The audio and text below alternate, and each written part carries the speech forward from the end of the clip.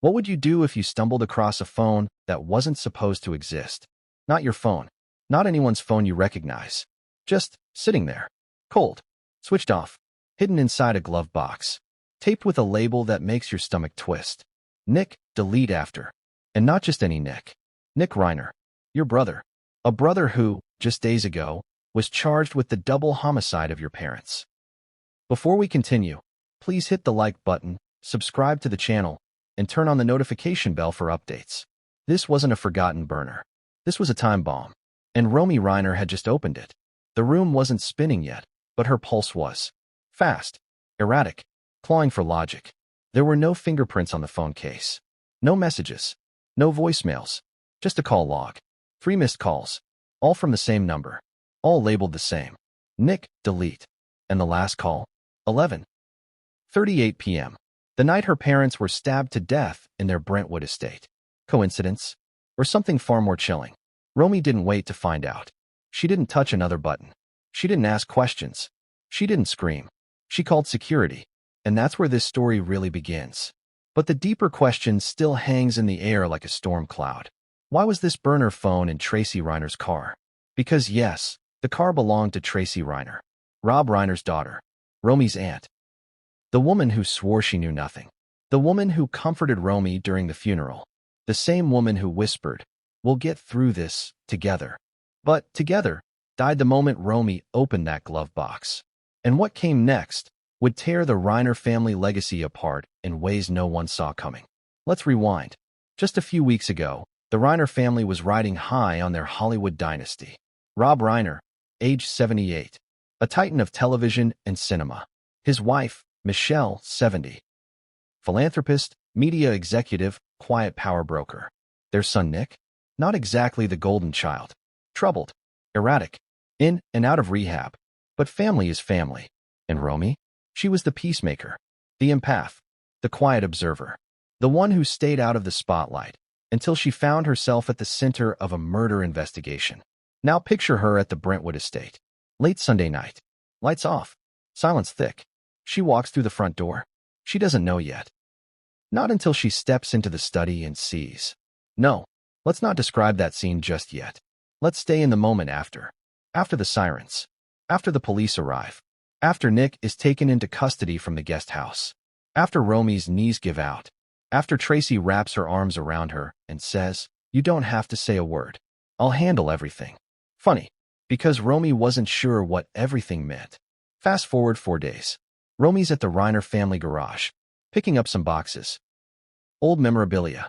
She's emotional, tired, grieving. She sees Tracy's car, a black Lexus RX 350. Familiar. She remembers Tracy asking her to grab a scarf from inside. Romy opens the passenger door. The sun hits the leather interior. Dust motes hang in the air. She reaches for the glove box. She pulls. And there it is, wrapped in a napkin, pressed against the inner panel. A burner phone. Cheap. Off-brand. Disposable. And taped to the back, clear as day. Nick, delete after. Now pause. Take a breath. Ask yourself, what would you do in that moment? Would you open it? Call the number? Pretend you never saw it? Or would you do what Romy did? Stand still. Heart hammering. Mind racing. Replaying every dinner, every joke, every whisper from your aunt, now coated with suspicion. This wasn't just some spare emergency phone. This was planted, hidden, and it carried a timestamp that changed everything. Why this matters now? Because as we speak, the trial of Nick Reiner looms. A young man, 32, accused of killing his parents in cold blood. But evidence is weird, incomplete, contradictory. There are gaps in the timeline. Footage missing from the estate. A guard who changed his statement. And now this. A burner phone. In Tracy Reiner's car. Holding missed calls from a number labeled, Nick, delete. Why would anyone label their own brother that way? What was said in those calls? And more importantly, why was the phone turned off and stashed away? Was Tracy trying to protect Nick? Or was she hiding her own involvement? Let's not forget. Tracy and Rob had their differences. Quiet ones. Legal ones. Estate planning. Production credits. Royalties. Nick had accused Tracy of manipulating their father. Tracy said Nick was mentally unstable. Rob tried to keep the peace. But beneath the Hollywood smiles, cracks were forming. Now someone's dead, and someone else is holding the phone that might explain why. Here's where it gets darker. Sources close to Romy say she didn't just call security. She locked herself in the car, took photos of the burner, turned on the audio recorder on her phone. She didn't trust anyone, not even the police. She had already told detectives there was a dangerous family member that needed to be investigated. Everyone assumed she meant Nick. But what if she didn't? What if that warning was meant for someone else entirely? And here's another bombshell. That burner phone, it was wiped. By the time forensics got to it, nothing. No call history, no metadata, no trace of the original SIM card. Except Romy had already taken screenshots. Time-stamped, geo-logged, backed up, because she didn't believe this was just a coincidence. She believed someone was trying to erase the truth. So why now? Because Hollywood is watching. Because families like the Reiners don't just fall apart in public, unless someone forces it. And because Romy Reiner, a woman who never wanted the spotlight, just lit a fire under one of the most explosive murder cases in Hollywood history. A case with no easy answers. A case where the call was coming from inside the house, but maybe not from who we thought. But what came next? Oh, that's where things spiral. Because once Romy hands that phone over, she makes a decision that will shatter her relationship with Tracy forever and force secrets, long buried in the walls of that Brentwood estate, to finally surface. The moment that phone entered the evidence chain, everything changed. And what Romy discovers in her father's study the next day, let's just say, it wasn't the last hidden message she'd find. What do you do when the moment you hand over evidence, you realize you're not sure who to trust? That's where Romy Reiner found herself. She'd just delivered a burner phone. Possibly the biggest smoking gun in her parents' murder investigation, to the very security team who were supposed to protect her family. But in that single act, she couldn't shake a feeling she hadn't known until now. Paranoia. Because once that phone left her hand, it disappeared. Not immediately, not visibly, but something was off. They told her it would be logged, cataloged, sent to LAPD for processing. But when she followed up, they claimed they never received the phone. So, what happened? Let's rewind to the moment she found it. Glove box open, silence pressing in. Romy had driven to the garage that morning to collect a few of her father's old notebooks. Script drafts, film treatments, nothing dramatic. The house was still under tight restrictions. Police tape still clung to parts of the foyer. But the side garage? That was clear. Tracy's car was parked there. Nothing unusual. Until Romy opened the door. The inside smelled like her aunt. Lavender and leather. She remembered Tracy asking her to grab a silk scarf from the glove box. It felt innocent. But once Romy opened it, everything else vanished. Time, thought, movement. Just the phone, wrapped in a napkin, plastic back, cheap model, maybe $30, tops, but taped crudely on the back with smudged black ink. Nick, delete after. Now pause and think. Why label a phone like that? If the calls are innocent, why the note? If Nick owns it, why is it hidden in Tracy's car? If it was nothing, why did Romy feel cold sweat creep down her back? Her hands shook as she pulled the phone from the glove box. She didn't press any buttons at first. She just looked at it. Cheap. Disposable. No scratches. She turned it over. Held it to the light. The battery cover had been opened and shut recently. No dust. No prints. She pressed the power button. Nothing. Dead.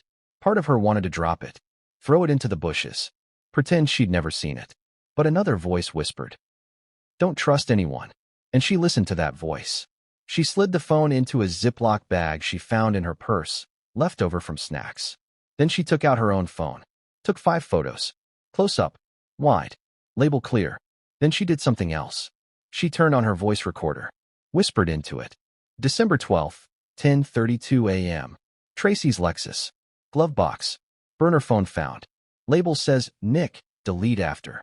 No one else here. Calling security now. Then she took one more photo. This time of the dashboard, with the time, date, and GPS visible. Because Romy had grown up around Hollywood. And if Hollywood taught her anything, it was this. Cover your own tracks before someone else rewrites the script. She stepped out of the car. Shut the door gently. Too gently. And she called Brentwood Estate Security. The same team that had been hired to protect the Reiners for 15 years. When the voice answered, it was clipped. Controlled. Miss Reiner. I need someone down here. Now, Tracy's car. I found something. What sort of something? There was a pause. And then Romy said the line that would set everything in motion. It's a burner phone, with my brother's name on it. The security guard who arrived was one of the newer hires. Davis, late 30s, military buzz cut. Not someone Romy knew well. He seemed calm, but his eyes kept darting toward the phone in the bag. You haven't touched it? He asked. No. Where exactly was it? In the glove box, wrapped in a napkin. And you're sure this isn't something left over? From before. It has a note, Romy said flatly. It says, Nick, delete after. Davis gave a short nod, took the bag from her carefully. I'll take it to the evidence locker, he said. You'll want to file a formal statement. Romy nodded. She didn't blink, but something about his reaction chilled her. It wasn't what he said. It's what he didn't say. He didn't ask who Nick was. Didn't ask why it was in Tracy's car. Didn't seem surprised. Almost as if he already knew. That night, Romy couldn't sleep. Her mind replayed everything. Not just the murder night, but years of family dinners. Heated arguments. Quick glances. Tracy, always seated next to Rob. Nick, rarely there. When he was quiet. And Romy, always watching. She thought about the phone again. She wanted answers. So she called the precinct the next morning. Hi. I'm following up on an item I submitted through estate security. A burner phone. There was a pause. What's the case number? She gave it. Waited. Another pause. Sorry, Ms. Reiner, we have no record of that item being logged. And in that instant, Romy felt her stomach drop. The phone was gone. Now ask yourself, who erased it? Because Romy didn't just take photos. She checked the cloud. They were still there. Time-stamped. Undeniable. But the physical evidence? Vanished. That's not a coincidence. That's a move. And it raises one terrifying possibility. Someone didn't want the phone to reach investigators. And that someone had access. Access to Tracy's car. Access to estate security. Access to scrub a piece of evidence before it could shatter a murder trial. Now let's look closer. Who benefits from the phone disappearing? Nick? Maybe. But Nick was already in custody. He couldn't touch that phone. Tracy? Well, she hadn't been around the garage that day. At least, not officially. But Romy remembered something strange. Later that week, Tracy sent her a message. Hey, sweetheart. I hope today wasn't too triggering. I meant to warn you. Sometimes I keep old burner phones in the car when traveling. For security. Romy stared at that text. Old burner phones? Plural? Why would Tracy, a Hollywood actress and executive, be carrying multiple burner phones? What kind of security was she talking about? And more importantly, how did she know Romy found one? Because Romy hadn't told anyone except the security guard. She hadn't told Tracy. Not directly. Romy started to spiral. She replayed conversations. Tracy's weird behavior after the murder. The way she kept repeating, don't talk to the press. Let the legal team handle this. Legal team? For what? Nick was in jail. Romy wasn't under suspicion. So why the insistence on silence? Unless Tracy was afraid of what Romy might say, or what Romy might find. And it gets worse. Because a week later, another strange twist. The Lexus? Gone. When Romy asked where it was, the estate manager shrugged. Tracy had it towed. Said she was donating it. Donating it? Days after a potential murder clue was found in it? Romy tried to track the vehicle. DMV records showed it was scrapped. No longer in service. The glove box, the seat fibers, the fingerprints? All gone. Wiped clean. Just like the phone. Just like the truth. So now Romy is stuck in a storm of doubt. The phone's gone. The car's gone. Security's gone silent. But she has something they don't know about. A backup. Something no one else has seen. Something that could rewrite the timeline of the murders. And when she opens her father's study drawer, the one police missed, she finds a note. Folded. Handwritten. Scrawled in Rob Reiner's handwriting. And it reads, if anything happens, check Tracy's Lexus. The glove box. Romy's knees buckle. Because now she knows. She wasn't imagining it. Her father left a breadcrumb, and she just followed it. But what she didn't know yet was that this breadcrumb trail wasn't over. Because someone else had found the note too, and they were watching her, waiting, planning their next move. And what came next would drag Romy into a dangerous game of truth, lies, and the one thing more powerful than any family bond. Fear. What happens in the final hours of someone's life? Do they feel it coming? Do they sense the shift in the air? the way animals do before a storm? Or does it sneak in quietly, masked by routine, cloaked in familiarity, like a guest who's been let in too many times before? For Rob and Michelle Reiner, it began as an ordinary Sunday evening. But by 11:38 p.m., everything had changed.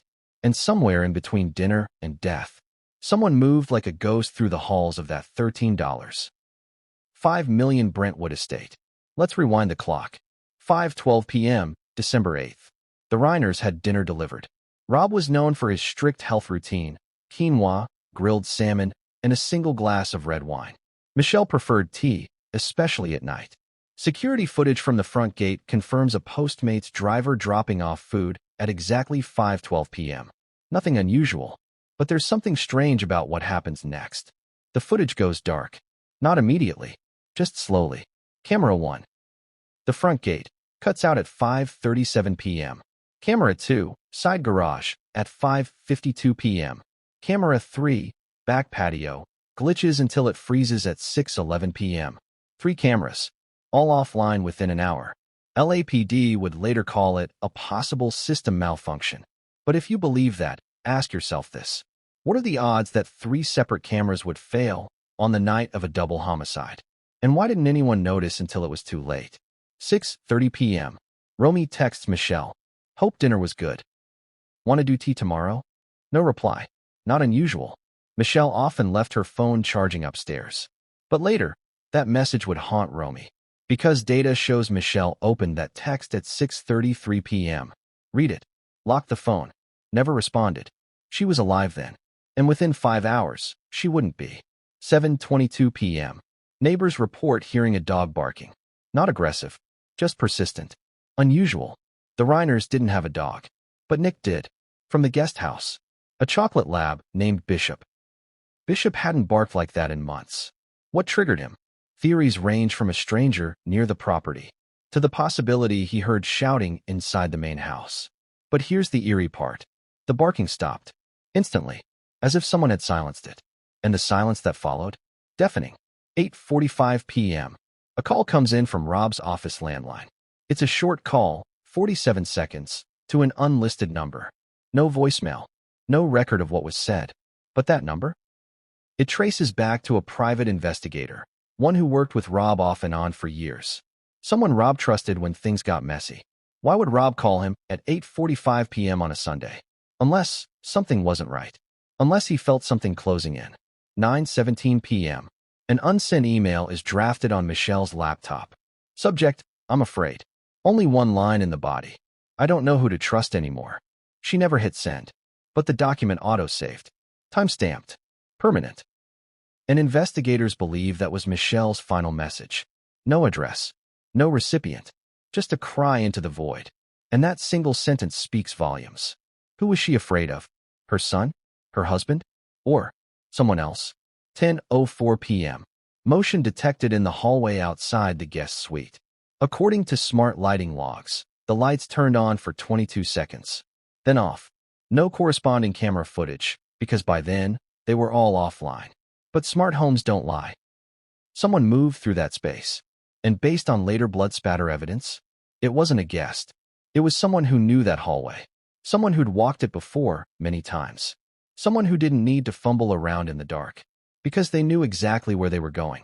11:11 p.m. Romy texts her father. Did you check that email I forwarded you? The one from April. She was referencing an old production pitch. Something minor. She never got a reply. 11:24 p.m.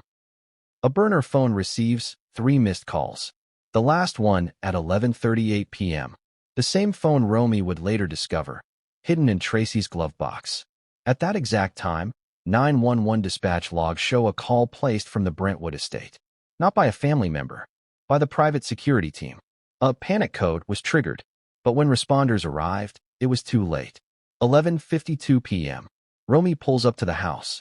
She hadn't been there all day. She'd spent the evening with friends in Laurel Canyon. But something didn't sit right. She hadn't heard from either parent since the afternoon. And when she stepped into the foyer, she said it felt wrong. Silent.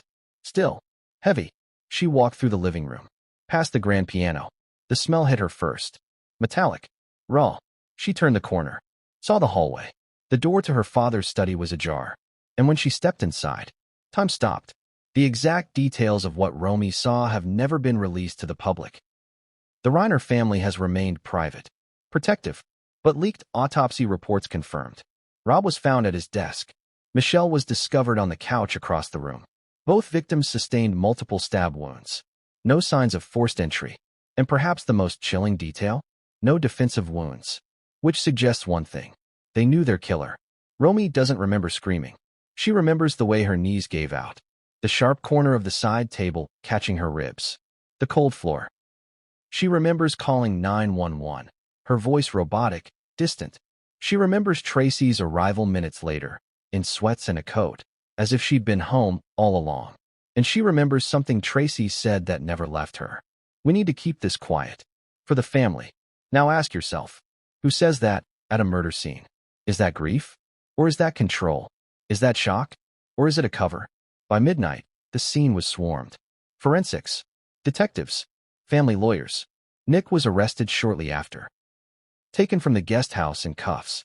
His hands were stained with something dark. He claimed it was paint. A failed art project.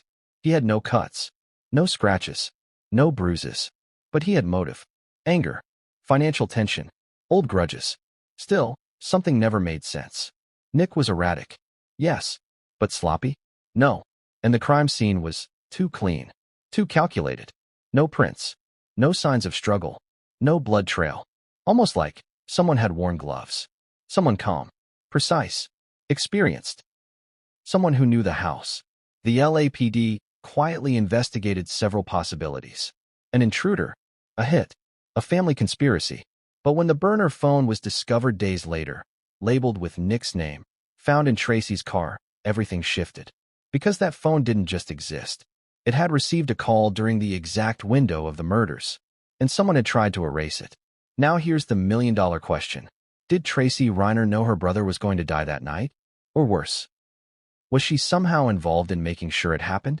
Because if so, it wasn't just a murder. It was a betrayal wrapped in blood and silence. And the night of December 8th? That was just the opening act. The true unraveling was still to come. Because Romy hadn't yet opened her father's notebook. The one that would explain everything. And expose a secret alliance no one, not even the police, saw coming. 3 missed calls. 1 burner phone. All within the same 30-minute window as the murders. All labeled with the same name. Nick, delete. Now pause. Think. Ask yourself. If someone was innocent, why would they need to label a contact that way? Why not Nick Reiner? Why not just Nick? Why not nothing at all? But Nick, delete. That's not a label. That's a command. A reminder. An instruction taped right to the back of the phone. Delete after. Delete what? The number? The messages? The entire phone? Whatever it meant, Romy was sure of one thing. This was not some random burner phone. This was a lifeline. To something darker. To someone trying desperately to cover their tracks. And if those missed calls had been answered, this story might have ended very, very differently. Let's talk about timing. Because in a murder investigation, timing is everything. And these calls, all 3, came in during a blackout. Not a literal one. A surveillance blackout. From 11:07 p.m. to 11:52 p.m., all estate security cameras were offline.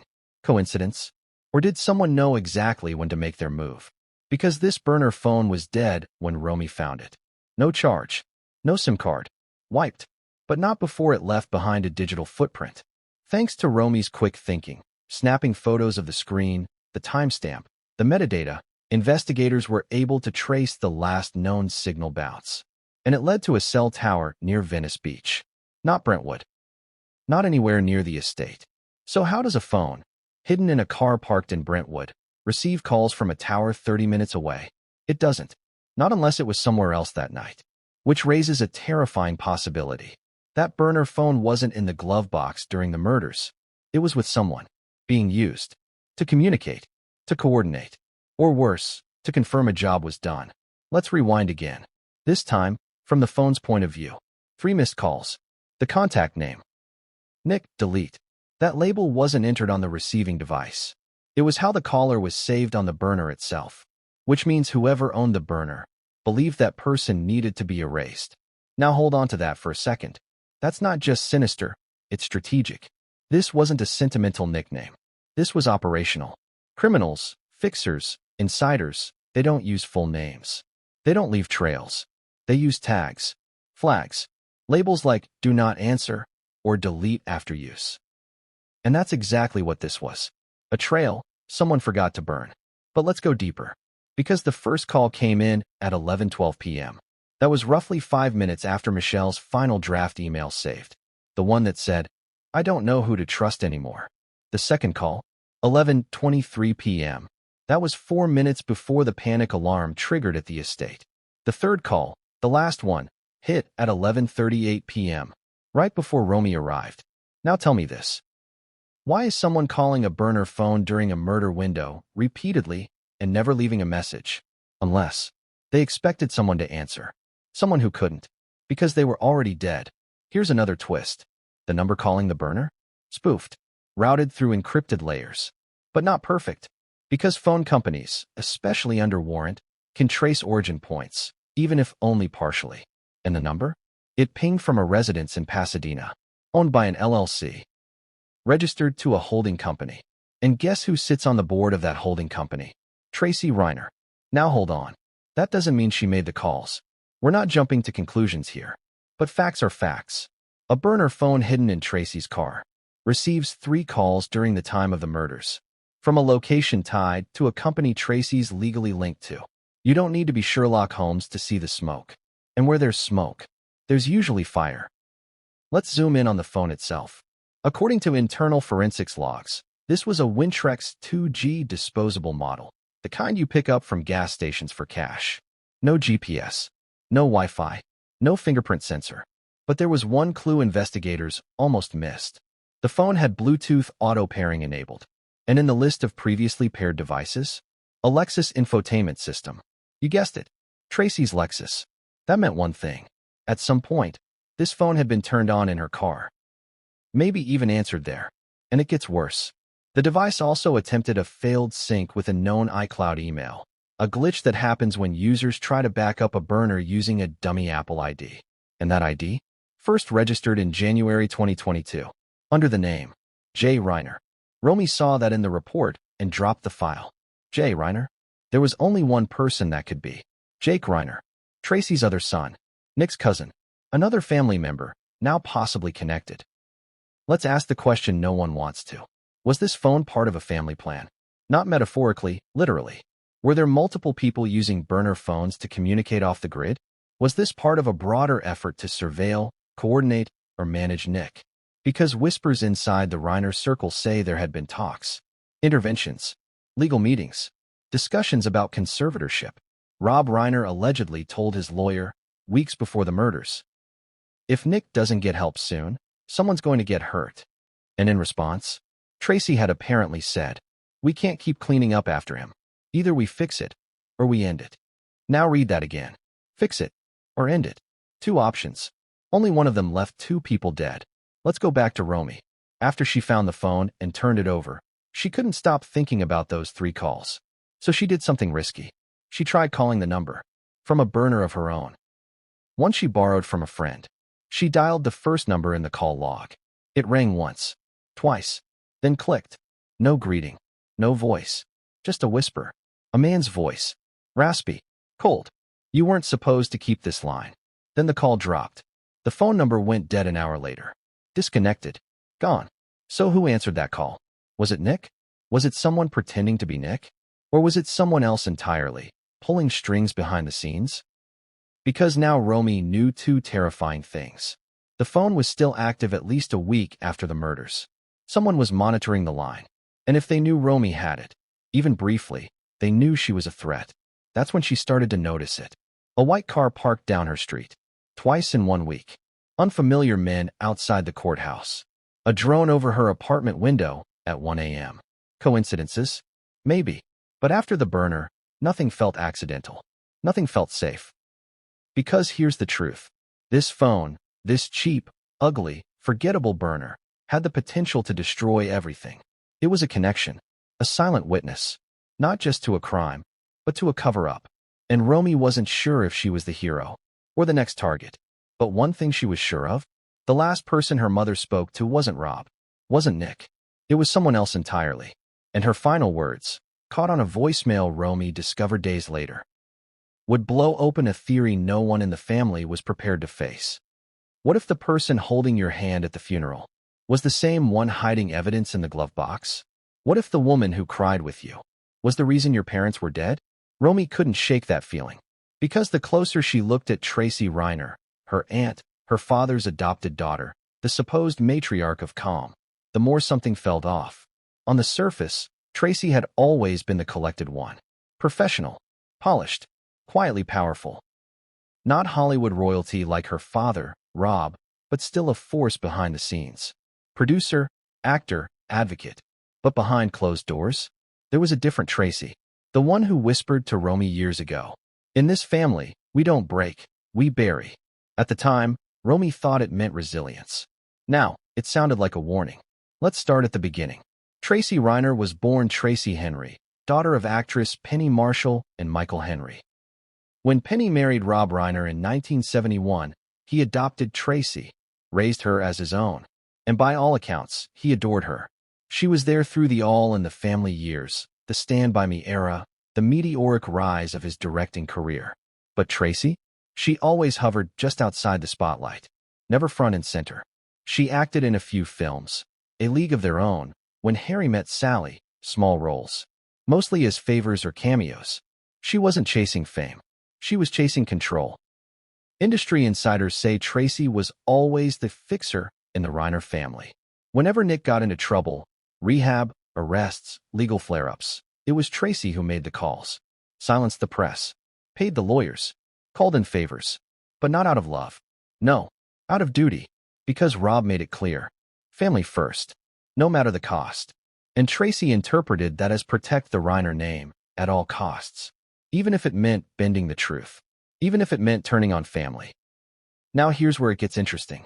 In 2020, Rob Reiner began restructuring his estate. Sources close to the family say he started shifting more control of his production assets toward Romy, not Tracy. And Tracy was not happy. She'd been managing the day-to-day operations of several companies under the Reiner umbrella, and suddenly, legal documents began excluding her from key decisions. Romy overheard one call between Rob and Tracy. It wasn't just tense, it was icy. Tracy's voice cut through the speaker. "If you're handing the future over to her, you better hope she knows what she's doing." Rob's reply? "She does. More than you think."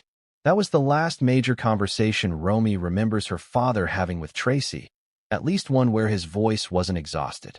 A few weeks later, Rob started acting different. Withdrawn. Guarded. He changed the locks on his private office. Started keeping physical notebooks again. Something he hadn't done in years. And the strangest part? He installed a new safe. One that no one had the code to accept him. Not Michelle. Not Tracy. Not even Romy. So what was Rob hiding? And why was he suddenly pulling away from the very daughter he raised? Now back to Tracy. In the days following the murders, she took control fast. Too fast. She coordinated press responses, hired attorneys for Nick, even tried to approve Romy's statements to police. Romy, still in shock, initially went along. But something gnawed at her. Why was Tracy moving like a campaign manager instead of a grieving daughter? Why did she care more about optics than autopsy reports? Why, just 2 days after the funeral, did she call Romy and say, "You need to sign the release for the estate transfer. We have to move fast." Move fast. They hadn't even buried the ashes. Romy delayed signing. She told Tracy she needed time. Tracy didn't push. But the very next day, Romy's apartment was broken into. Nothing stolen. Just searched. Drawers open. Desk rifled through. Closet disturbed. Police called it random. Romy knew better. Because the one thing that was missing? Her father's old laptop. The one with the master password for his production documents. Still think Tracy's just the grieving daughter? Let's go deeper. Tracy had a second phone. Not the one she used in public. Not the one listed in estate records. Another line, registered under a dummy name, connected to a prepaid account. And that number? Pinged near Nick's rehab facility in Palm Springs 3 days before the murders. But here's the catch. Nick was allegedly under 24-hour supervision. The only way he could have made contact with anyone. If someone went around protocol. And the only person cleared by the facility to visit him without supervision? Tracy. So now you have motive. You have access. You have a secret communication line. And you have a hidden burner phone in her car. It's like a trail of breadcrumbs covered in fingerprints. But here's where it really spirals. Because Romy, desperate for answers, began digging into Tracy's financials. What she found? Shocking. In the week before the murders, Tracy moved $275,000 into a private legal fund. The reason listed? Consulting. Consulting for what? Who? She refused to answer when Romy confronted her. Instead, she said, "Don't go looking in places you're not ready to understand." That's not grief. That's a threat. Romy wasn't done. She accessed Rob's safe. With help from a friend in cyber forensics, they managed to guess the passcode, a reference to an old film he made. Inside the safe, a single envelope. Inside the envelope, a handwritten note. "If anything happens to me, don't trust Tracy." Romy sat frozen. The pen stroke, the ink, the handwriting. It was real. It was her father. He knew. And still, he let her stay close. Until the very end. So who is Tracy Reiner? A grieving daughter? A woman abandoned by her father? Or a chess player, orchestrating the final moves of a Hollywood legacy from behind the curtain? One thing's clear. Tracy knew more than she let on. And the phone in her glove box? That was just the beginning. Because next, Romy would discover a recording. One Tracy never meant anyone to hear. And once she hit play, the entire Reiner family story would shatter, forever. What would you do if the very voice trying to comfort you was the same one plotting behind your back? What if the whispers in the hallway turn out to be recordings on your phone? Romy Reiner didn't set out to become a detective. She didn't want to track clues, piece together timelines, or decode betrayal. But when her father Rob and mother Michelle were murdered in their own home, and her Aunt Tracy began moving too quickly, too confidently, with too many answers before the questions had even been asked, Romy started paying attention. Really paying attention. And what she found next, in the unlikeliest of places, would tear open the veil of family loyalty once and for all. It started with a forgotten backup. One of those just-in-case folders we all forget about. It had synced to the cloud months earlier, back when Romy had her old iPhone 11. She hadn't looked at it in nearly a year, not since she'd upgraded and started fresh, hoping to leave the chaos of family drama behind. But now, she needed answers. She was in her apartment, surrounded by boxes. The aftermath of a quiet move she hadn't told anyone about. Paranoia? Maybe. But when you find a burner phone in your aunt's car, labeled with your brother's name and linked to the night your parents were killed, caution becomes survival. And that's when she opened the folder. Voice memos, auto-sync. Dozens of files. Some ambient noise. Some accidental pockets. Some rants from friends she barely remembered. And then one. Tracy_03_11 p.m. M4A. Dated just 6 weeks before the murders. She hit play, and the past came screaming into the present. Tracy's voice crackled through. Confident. Calculated. And just a little too calm. "Nick's not stable. You know that. But they won't listen to me. Your dad still thinks he can be saved." Pause. Romy's own voice, softer, unsure, answered. "He's trying. That's not a bad thing, is it?" Tracy laughed. Not kindly. "Trying is what got us into this mess. He's draining money from every account. Rehab, legal cleanup, payoffs. He's going to crash everything your dad built." There was a long silence. Then Tracy again, this time lower, closer to the mic. "If he doesn't get help soon, someone's going to get hurt. Or worse." Romy dropped the phone. It clattered on the floor. This wasn't some hypothetical warning. This wasn't Tracy venting. This was premeditation. This was a moment captured, in time, that proved Tracy saw Nick as a threat. But not just a threat to the family. A threat to her plans. She played the rest of the file. More of the same. Frustration. Accusations. Power struggles. But one phrase stuck out. "If anything happens, it's on him. But we'll control the story. We'll control the story. Not protect the family. Not seek justice. Not even help Rob. Just control." It made Romy sick. She went back through the files. Hundreds of hours of fragments. But she was looking for one thing now. Evidence. Proof that Tracy knew more, much more, than she let on. That's when she found the second file. Tracy_Nick_deleted.m4a. At first, it was nothing. Muffled voices. Background chatter. But then came Tracy's voice again. Only this time, she wasn't alone. A man's voice replied. Younger. Tense. Nick. It was Nick. I told you I didn't do it. Tracy's voice, sharp. Doesn't matter what you did or didn't do. You think they'll believe you. You told me you'd handle it. And I am. But you're going to disappear for a while. Let the noise die down. This isn't going to work. It already is. Romy's heart stopped. She didn't know the date of the recording. It wasn't logged properly. But the tone, the urgency, the fear, it sounded recent. Post-murder. Which meant Tracy had seen Nick after the killings. And not just seen him. She was managing him. Let's pause for a second. Put yourself in Romy's shoes. You just listened to your aunt manipulate your brother like a crisis manager handling a PR nightmare. And not once did she ask if he was innocent. Not once did she mention the word truth. Just strategy. Silence. Control. What does that tell you? Because it told Romy everything. She didn't stop there. She took those recordings to a former private investigator her father had worked with. A man named Harris. Quiet. Sharp. Loyal. He cleaned up the audio. Ran voice match. Confirmed 98% certainty. It was Tracy and Nick. Then he asked her the one question she wasn't ready for. Do you want to leak this? Or bury it? Romy didn't answer. Not yet. But it didn't end with the recordings. There was something else. A voicemail. From her mother. Left on Romy's phone the night before the murders. It had never shown up. Stuck in a spam folder. Flagged as unknown. She nearly missed it. But the voice? Undeniable. Hey, sweet girl. Just wanted to say I love you. I know you're probably busy. Your dad's worried. I am too. Things have gotten strange around here. Don't trust everything Tracy says. She's not herself lately. I'll explain more tomorrow. Love you. Click. Romy played it 10 times. Every word sank like a stone. Her mother had known. Had sensed it coming. And still she was gone. So what now? She had recordings. Voicemails. Financial records. But none of it meant anything if the LAPD didn't believe her. She made the call. Requested a meeting. Told them she had new evidence.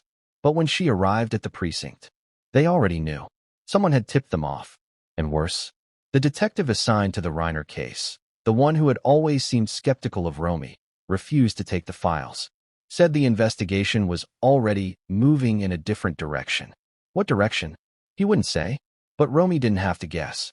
She already knew who was pulling the strings. Because the day after her meeting with the police, she received a letter. Unmarked envelope. No return address.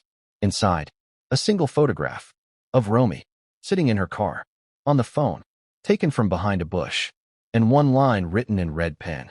Keep recording, and you'll be next. But Romy didn't stop. She recorded more, backed up everything, and prepared to release it.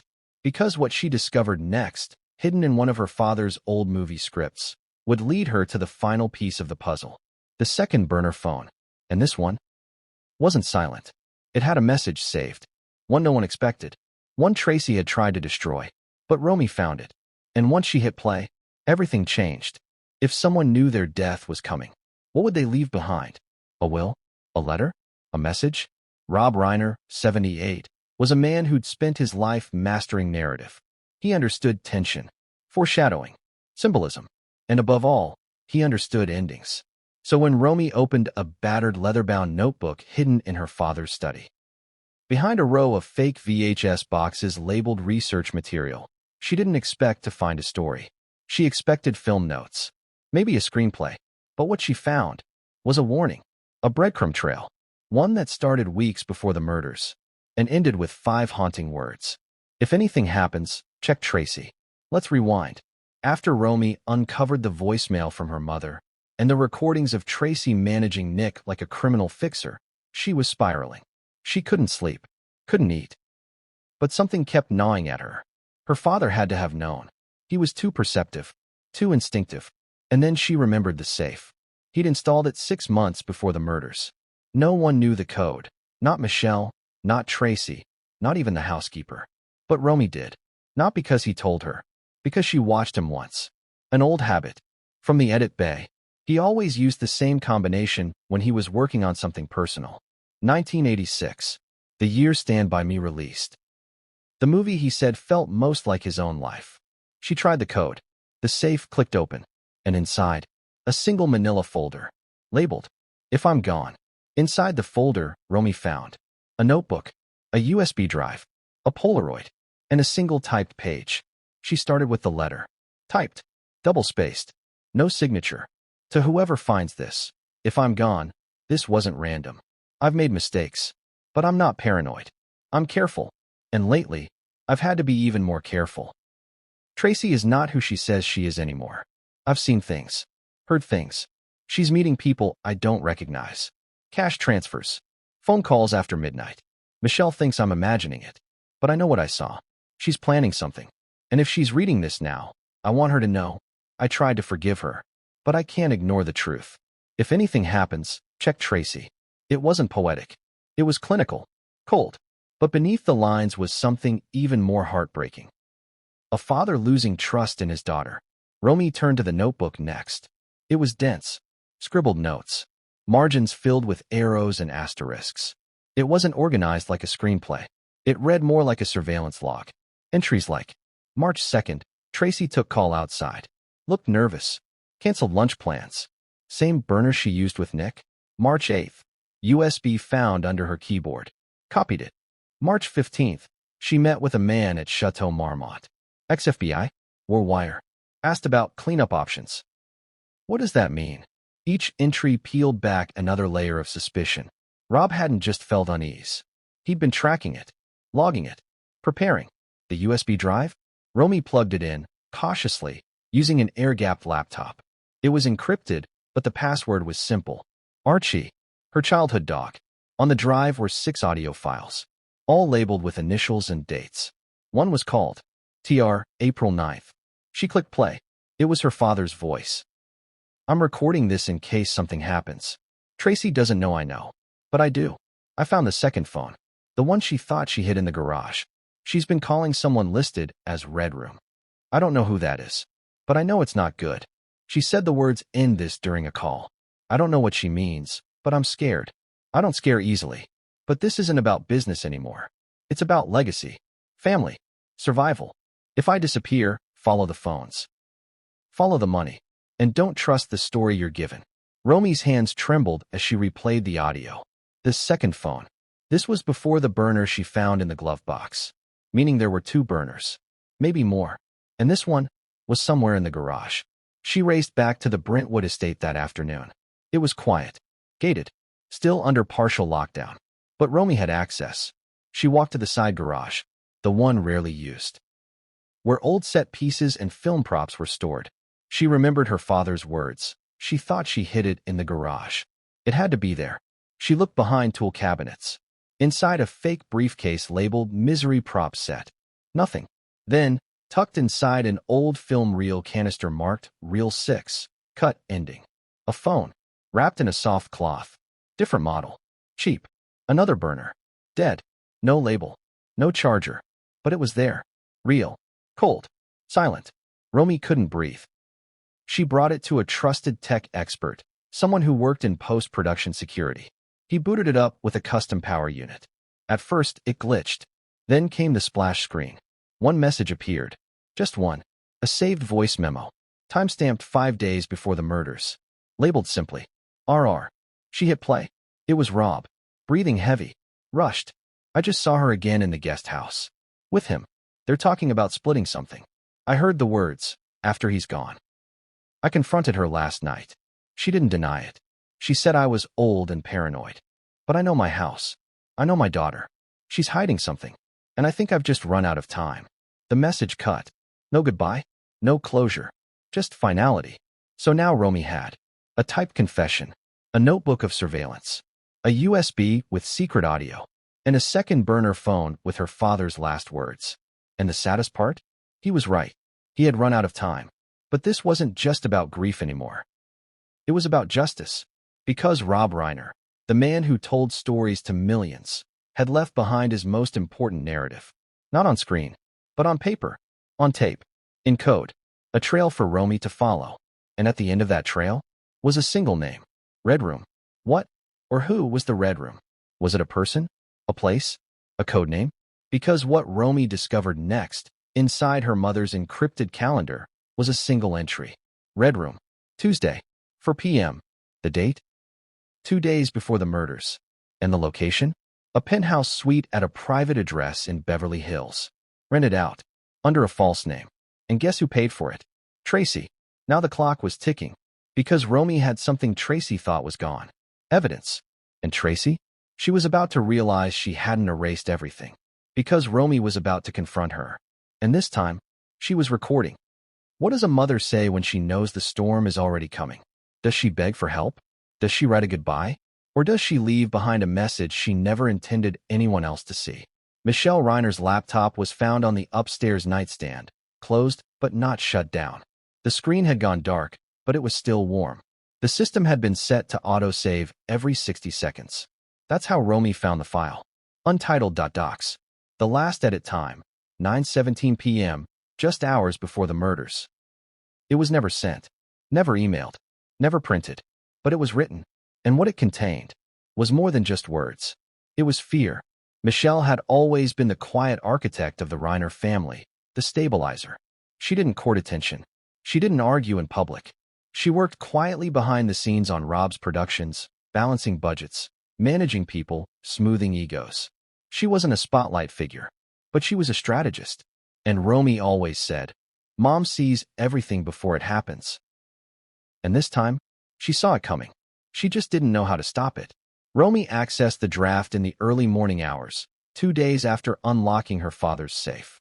She almost didn't open it. It was buried under financial spreadsheets and schedule logs. But the file had no name. And that told her something. Michelle didn't want it found. Or maybe, she didn't have time to finish it. Romy clicked, and the words stared back. "I'm not sure who to write this to. Rob won't listen anymore. Nick is slipping. And Tracy, I don't know. She's different. Colder. Secretive. She spends hours in the guest house, even when Nick isn't there. Sometimes I hear her talking to someone through the vent. Not Nick. Someone else. They've changed the locks on the side office. I wasn't told. I tried the key last week, and it didn't work. I think something is being planned. I overheard a conversation. Only part of it. But I caught a phrase. We wait until after. After what? I don't feel safe. And I don't think Rob understands what's really going on. If anything happens to us, don't believe the first story. Or the second. Keep digging. Protect Romy." That was the final line. Then the blinking cursor. A vast white page. Blank space where maybe she meant to say more, but didn't get the chance. Romy didn't cry. Not right away. She copied the file. Printed it. Backed it up twice. And then she went to the closet. The place Michelle always hid things in plain sight. Romy remembered a worn leather wallet Michelle kept tucked behind old shoeboxes. It was there, inside it. A flash drive. Unmarked. No label. But it wasn't empty. It held only one file. A photo. Low quality. Taken from an iPad. Grainy. Dim. But you could make out the contents. A burner phone. Resting on a windowsill. With the words, "Nick, delete after" written in black Sharpie on the back. That same phone Romy had discovered in Tracy's glove box. Michelle had seen it before. Photographed it. Documented it. But never had the chance to warn anyone. Except, maybe, she had. Because Romy found a second file on the drive. An audio clip. 5 seconds long. Michelle's voice. Whispering. "They're setting him up." And just like that, everything shifted. Because until now, Romy had assumed Nick was involved. Maybe unstable. Maybe explosive. But now, she wasn't sure. Because if Michelle was trying to warn her that Nick was the scapegoat, then Tracy wasn't just lying. She was engineering an entire narrative. One where Nick, volatile, erratic, easy to blame, took the fall. And Tracy came out clean. Let's rewind again. The timeline. Michelle drafts the email at 9:17 p.m.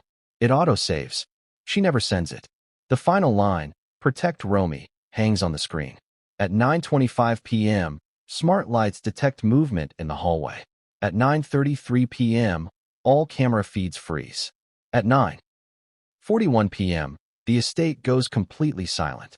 And somewhere in that blacked-out void, Michelle and Rob die. By 11:52 p.m., Romy finds them. By the next day, Nick is arrested.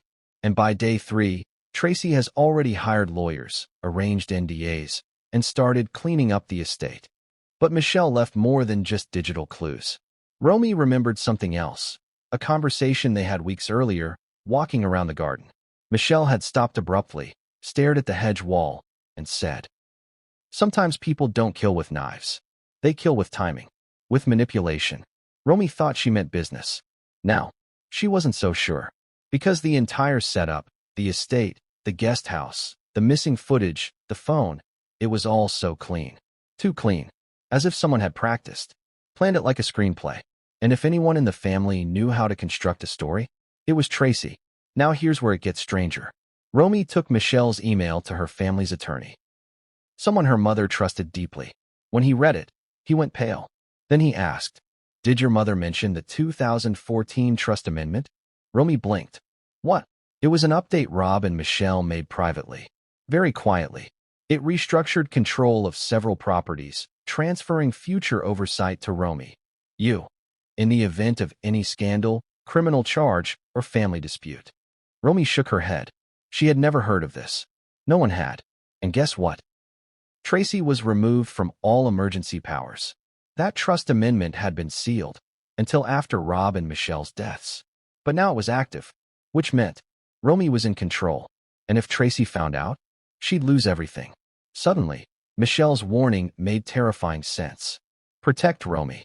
Because Michelle didn't just suspect a betrayal. She feared her daughter was next.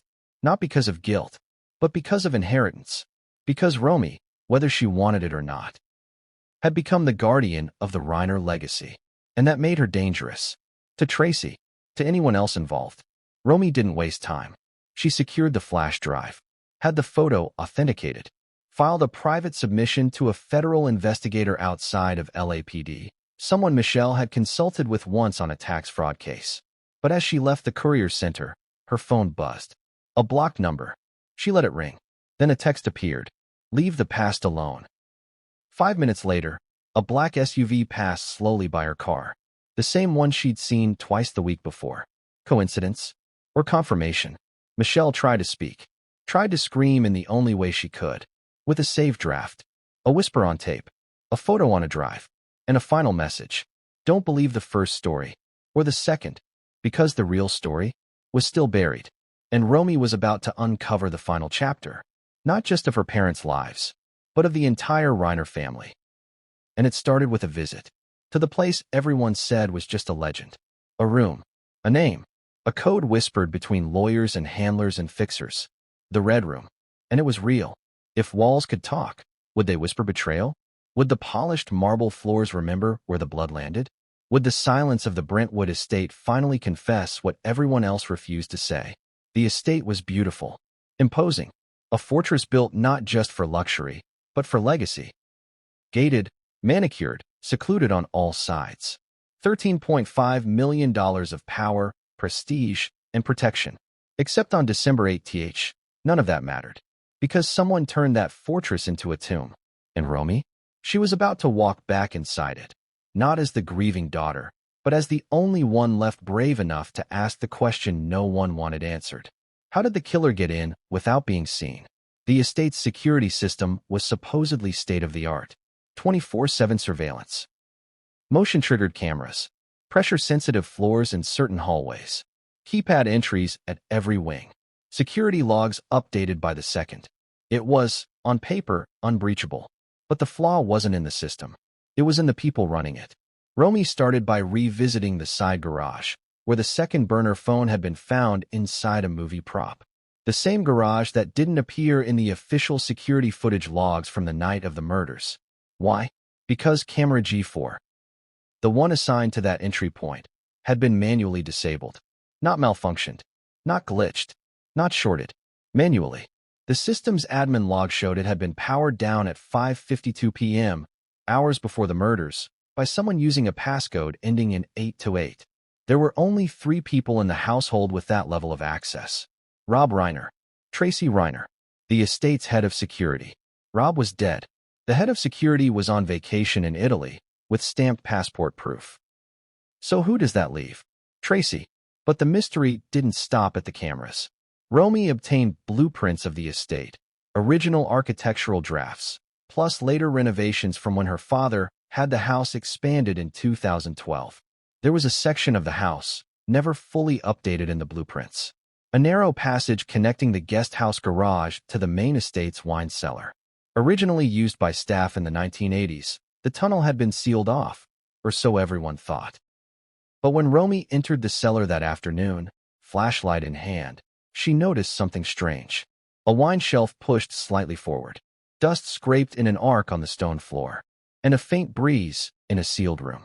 She gripped the edge of the shelf and pulled. It creaked, shifted, revealed a passage, narrow, claustrophobic, lit only by a single flickering bulb, and at the other end, a door, leading directly into the west hallway of the main estate, right outside her father's study. No one else knew about that tunnel. Not the police, not security, not even the estate managers. But someone had used it. Recently, there were fresh scuffs on the floor, a torn fragment of fabric, dark gray, and worse, a latex glove tucked behind a pipe. Romy took it all, sealed it, sent it to her private investigator. 3 days later, she had the results. The glove had Tracy's DNA. Now stop. Pause. Take a breath. A tunnel no one else knew about, used the night of the murders. A security camera manually shut off. A glove with Tracy's DNA found on the hidden path. And a burner phone inside her car. How much more evidence do you need before the picture becomes clear? But still, Romy didn't have everything. She needed motive. She needed intent. She needed proof that this wasn't just opportunistic, but planned. So she turned to